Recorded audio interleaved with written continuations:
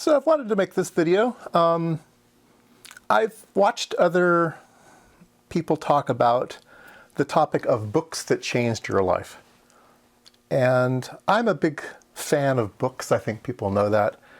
And they were a big deal in my life. And in particular, I went back and I thought, well, what one book changed my life? You know, yeah, I read Carlos Castaneda, I read Zen and the Art of Motorcycle Maintenance, and all those weird books, the Arrangia book, and all kinds of weird things. And I was interested in all of that stuff. But the book that changed my life was this book right here. Now it's part of a 2-volume set, part 1 and part 2. And it's mechanical drawing, and it's American School, so I think it's maybe home correspondence, or maybe just they made textbooks for schools. I'm not quite sure. So it's books on how to do mechanical drawing, and these are hardbound books, but they are not many pages inside. Very, very few number of pages. So this one has 40 pages, right? So for a 40-page book. So it wasn't part 1 that changed my life. It was part 2 that changed my life. So how is that possible that 40 pages changed my life? So let's take a look at part 1. It talks about drafting, right? It talks about how do you make lines and how do you use compasses. And nobody does this anymore, right? French curve. How do you ink correctly? Nobody inks anymore. And so, how do you do shading? So how do you do basic mechanical drawings? Okay, so this is like step 1, part 1. All right. So that was interesting to me. And so how old was I? At what age was this book of interest? And so. Let's go on to part 2. And in part 2, at the bottom here, scrawled in really, really, really bad printing, wouldn't even call it handwriting, just printing, is my telephone number of when I was a child. Not when I was this is very, very young. This is age 5, age 7 max, probably more close to 5. Anyway, it's my old telephone number. If people aren't familiar with ancient telephone numbers in the United States, they weren't three numbers followed by 4 numbers. They were 2 letters and then a number. And so the beginning of my phone number was Hillside 2. You wouldn't say this is a 4 and this is a 4. You wouldn't say 442. You would say Hillside 2. And so that dates this reading of this book when I was a kid, right? So very, very, very early in childhood. So what is part 2? Part 2 is all about geometry. It's shapes, octagon, hexagon. So it's all the shapes, it's all angles, it's 3-dimensional, polyhedrons, cylinders.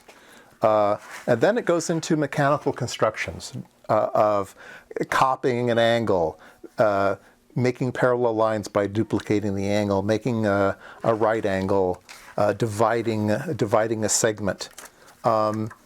And it's all in words, so you have to have been able to read this, I guess. I don't know if I was able to read this or not, or I just figured it out from the pictures. I really don't know. So how did this book change my life? Well, years later, I'm in high school, and there was a teacher who was a student teacher. He was about to graduate with his educational degree. And he had come to teach at the high school in his last year of study. And he was teaching geometry. And so when I went to his class, he picked up right away that I knew everything. And he came and talked to me after class, and he goes, you know all this stuff? And I said, yeah. He goes, well, how? And I go, well, my dad had a book. Your dad had a book? Yeah. And so you taught yourself geometry?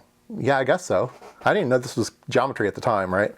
And he says, well, so then we got to talking for a while. And it was his last year in college, and he was taking a Fortran class. And so while we were doing homework, he was always working on his Fortran program. And I was fascinated with that because nobody had a computer. You know, the only computer in 100 miles was the one at the university, a big mainframe and big stack of cards, right? Hollerith cards. Everything was done on cards. And he was writing and debugging his Fortran code. And I said, what's that?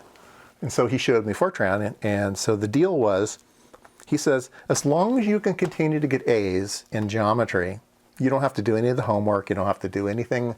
All you can spend your time in class doing is writing computer programs. And so for the class, I already knew geometry, so I got to learn Fortran. And I was like one of the, like I said, within 100 miles, one of the few people who knew how to program any computer at all. And so we got to be best buddies. You know, he was probably 22 because he was graduating from college, and I was probably 17 or 18, and certainly I think I was probably 17 at the time, and by the time I was 18, I was a senior in high school. And so he was teaching physics, and I became the teacher's aide. And we became great friends. We used to go rock climbing together. We used to go snow skiing together. And he's still a great friend. Anyway, so yeah, this book changed my life for sure.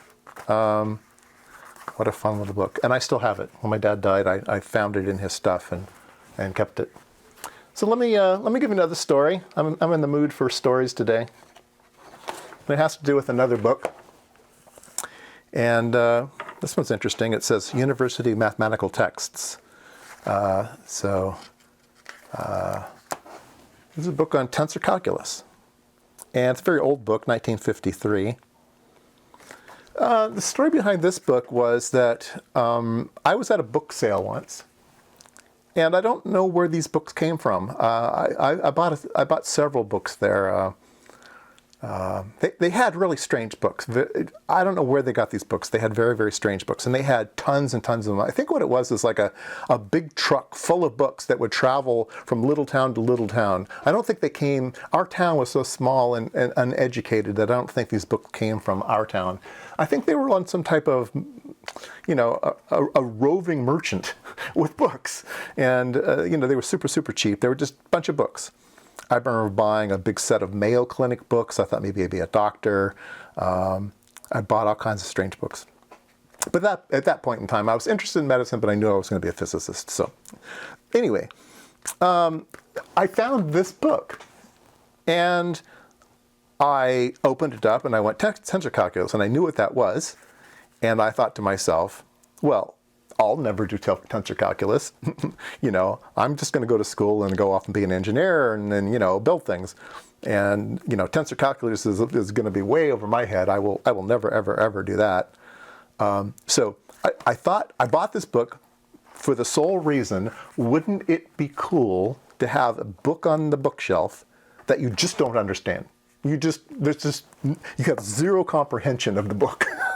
And that appealed to me. I don't know why, that just appealed to me. So I bought the book. Okay.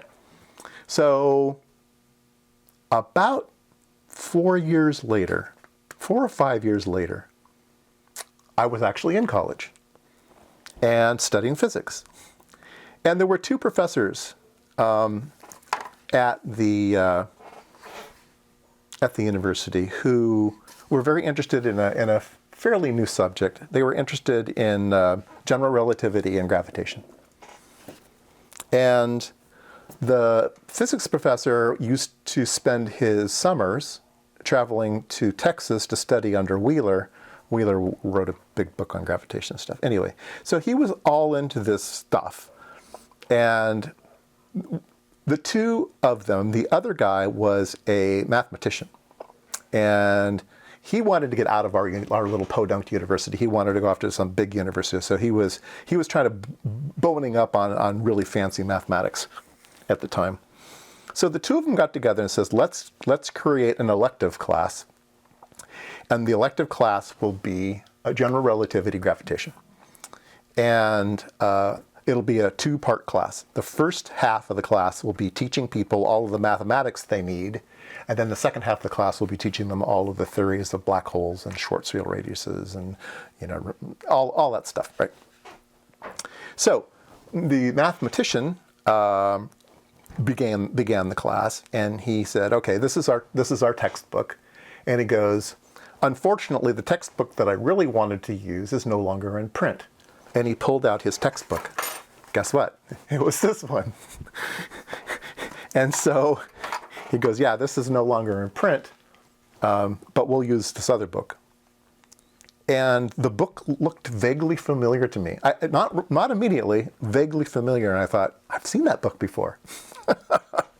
And I went to my bookshelf and found it. And sure enough, you know, Tensor Calculus by Spain, it was the book. And so, yeah, so while we were learning all of Tensor Calculus for this class, all of his lectures were based off of this book. And you know, curvature tensor, you know, Riemann, Christoph. Anyway, all of this was based off of this, but he had to use the book that we had. There were a couple problems that he gave us that this book was invaluable in because it explained it better than our book. So I did use it. At the end, it actually talks a little bit about relativity and stuff. This isn't general relativity. This is more basic, but yeah. Anyway, very, very interesting. Why this book ended up in my hands, you know, one of those things in the cosmos that we'll never understand.